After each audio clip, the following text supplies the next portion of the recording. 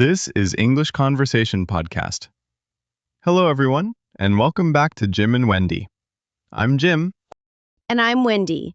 Thanks so much for joining us today. We're really excited to have you here with us. We truly are.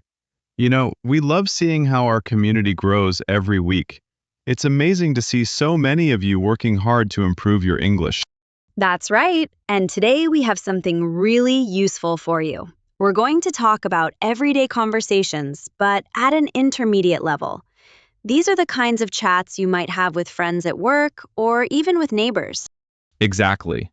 Sometimes people think that intermediate English is just about grammar rules or big vocabulary words, but it's really about having natural, flowing conversations about regular topics.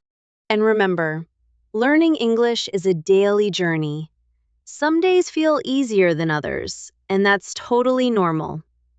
Every conversation you have, every word you learn, it all adds up. Absolutely. Don't worry if you don't understand everything right away. Even native speakers learn new things every day. The most important thing is to stay curious and enjoy the ride. So grab your favorite drink, get comfortable, and let's dive into today's episode together. Vocabulary Preview. All right, today we have 3 fantastic words that you'll definitely hear in everyday conversations. Wendy, why don't you start us off? Sure. My first word is hectic. This word means very busy or full of activity, usually in a stressful way. For example, my morning was so hectic, I had 3 meetings, answered dozens of emails, and barely had time for lunch. Great choice, Wendy. Yes, hectic is really useful. I'd say it's when your schedule is completely crazy and you feel like you're running from one thing to another. Here's my example. Traffic was absolutely hectic during rush hour. It took me 2 hours to get home instead of the usual 30 minutes. Exactly. Now, Jim, what's your word? My word is coincidence. This means when 2 things happen at the same time by chance, not because they were intended. For example, what a coincidence, I was just thinking about calling you when your message arrived. I love that word. It's like when something unexpected connects in a surprising way. Here's another example. It was such a coincidence running into my old teacher at the coffee shop. I hadn't seen her in 5 years. Perfect. And our final word today, the last word, is overwhelmed. This means feeling like you have too much to handle or deal with. For example, I felt completely overwhelmed on my first day at the new job. There was so much information to learn. That's such an important word. Overwhelmed is when you feel like everything is just too much at once. My example would be, she was overwhelmed by all the birthday wishes and gifts she never expected so many friends to remember. Wonderful. So we have hectic coincidence and overwhelmed. These words will definitely come in handy during our conversation today. All right, everyone, here's our first conversation. Listen carefully for those vocabulary words we just learned. What a wonderful conversation. Did you notice how naturally Sarah and David used our vocabulary words? They certainly did. Hectic, overwhelmed, and coincidence all came up so naturally in their chat about Jim's apartment story. Now let's break down what made this conversation so effective for intermediate learners. There are several things I want to highlight here. First, notice how Sarah and David didn't just exchange basic information. They told a complete story with details, emotions, and a clear beginning, middle, and end. That's interesting. So it wasn't just small talk.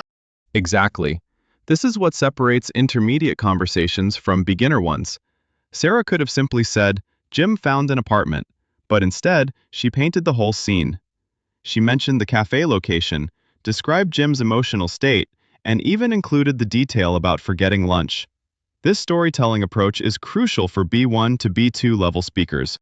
And David was really engaged throughout the story, wasn't he? Absolutely. David used what we call active listening phrases. Things like, oh, this sounds like it's going somewhere interesting. And that's amazing. These expressions show he's following along and encourage Sarah to continue. This back and forth creates natural flow. What about the vocabulary usage? Notice how they moved from complaining about their busy week to finding a positive outlook.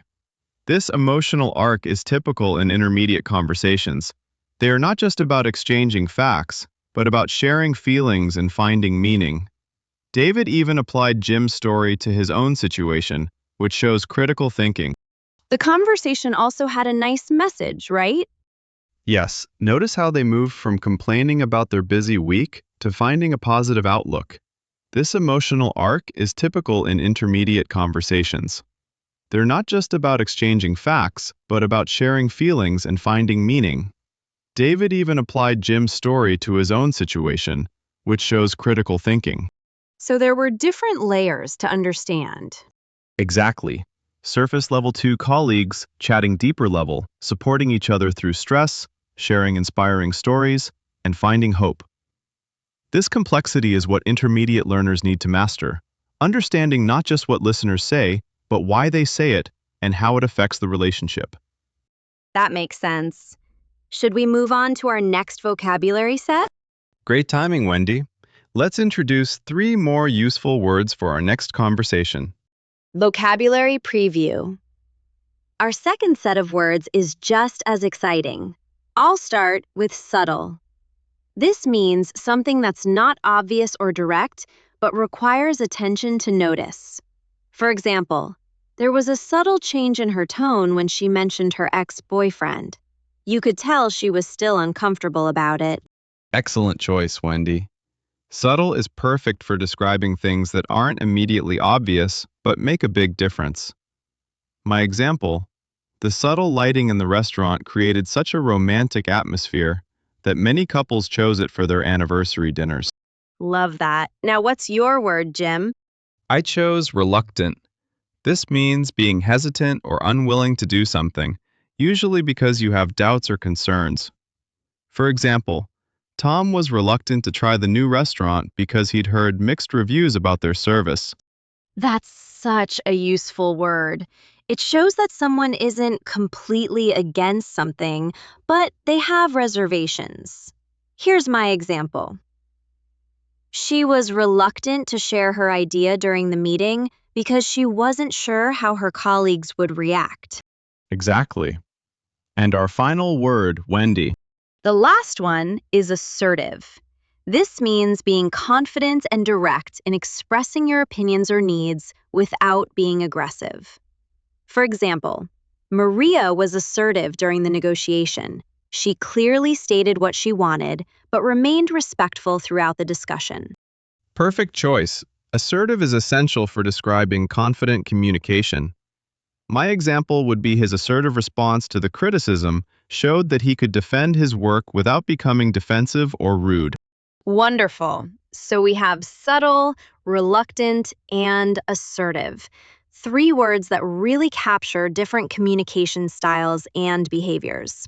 These words will definitely enhance our next conversation. What an authentic conversation. You could really hear how naturally our vocabulary words flowed throughout their discussion. Yes, they used reluctant, subtle, and assertive in such realistic ways while solving a real friendship challenge. This conversation demonstrates something really important for intermediate learners: how to handle sensitive topics with friends. Emma and Wendy didn't just chat about surface-level things. They navigated a potentially awkward situation with maturity and care. The money topic can be really difficult to discuss, right? Absolutely. And notice how Wendy was initially reluctant to bring up his financial situation. This shows realistic human behavior. We often avoid uncomfortable conversations, even with close friends. But Emma picked up on subtle cues that something was different about Wendy's behavior patterns. Emma seemed really understanding throughout the whole conversation. She did. And that's because she demonstrated excellent listening skills. When Wendy finally opened up, Emma didn't just say okay and move on. She acknowledged that she had noticed subtle changes in his behavior, which validated his feelings and showed she truly cares about him as a friend. What about the way they solved the restaurant situation? Perfect example of collaborative problem solving. Emma could have been defensive about changing her birthday plans, but instead she was assertive about finding a solution that worked for everyone. She didn't make Wendy feel guilty, and she even admitted her own reluctance about the formal restaurant atmosphere. So they both had concerns about the original plan. Exactly.